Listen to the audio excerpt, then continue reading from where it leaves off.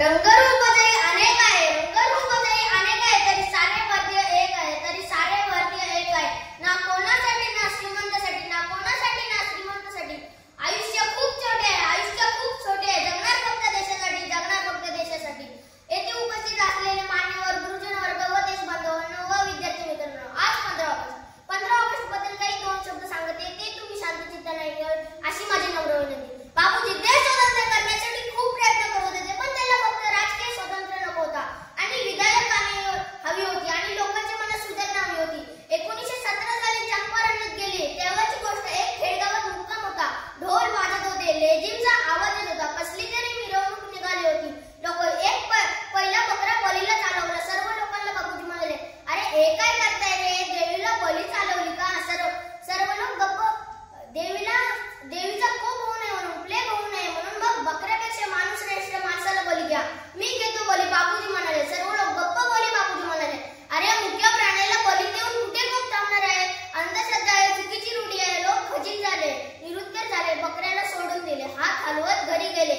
1921 साली गुजरातमध्ये विद्यापीठ स्थापन करायचं होतं. विद्यापीठ कार्यकाऱ्यांची सभा भरली होती. सभेला दीनबंधू अँड्र्यूज हजर होते. त्यांनी सभासदांना विचारलं, हरिजनांना विद्यापीठात प्रवेश मिळणार का? सर्वजण हा म्हणाले, परंतु प्रत्यक्षात काहींचा अर्थ मिळत होता. मुंबईतील काही श्रीमंत व्यापाऱ्यांनी लाखो रुपये देऊ केले, पण बापूंना एक अट घातली. देणगी देऊ म्हणाले, तेवढे देऊ, पण एका अटीवर, हरिजनांना विद्यापीठात प्रवेश नको. हे शब्द ऐकून बापूजी दुःखी झाले. मग विचारपूर्वक म्हणाले, जर मला उद्या अस्पृश्यता ठेवून हिंदुस्थानाचे स्वातंत्र्य देऊ केले तेवढे मी नाकारिले.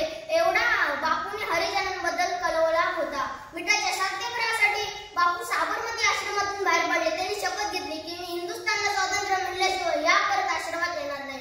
एकदा इंग्लंडच्या एका शाळेत गेले. तेथील मुलांना भेटले, त्यांच्याशी गप्पा मारल्या. मुलांना ते मित्र वाटू लागले. एका मुलाने धिट्याने विचारले, बापूजी तुम्ही सदरा का नाही घालत? अरे माझ्याजवळ सदरा नाही. मग मी माझ्या आईला सांगतो, ती तुम्हाला सदरा देईल. अरे पण मला एक सदरा पुरणार नाही. मग किती हवे? 2. नाही रे बाला, मला 40 कोटी सदरे लागतील.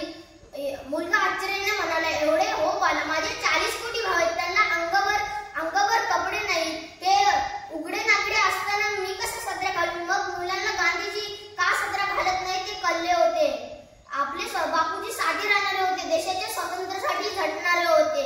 दे दी हमें आजादी बिना खड़क बिना ढाल, दे दी हमें आजादी बिना खड़क बिना ढाल, साबरमती के संत तूने कर दिया कमाल, साबरमती के संत तूने कर दिया कमाल. रघुपति राघव